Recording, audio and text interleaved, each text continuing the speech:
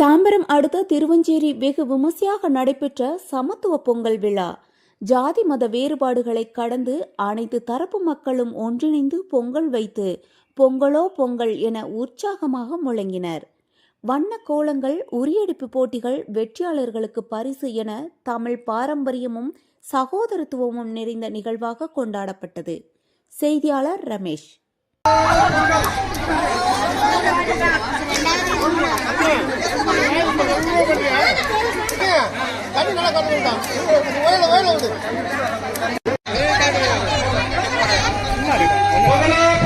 கீழே வந்துடலாம்.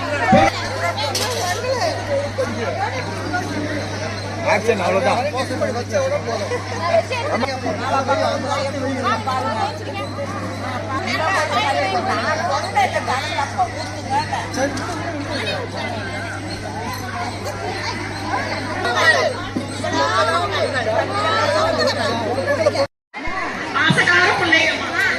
டைம் 5 நிமிஷம் தான் டைம். ஓடி வைக்கணும் உங்களுக்கு.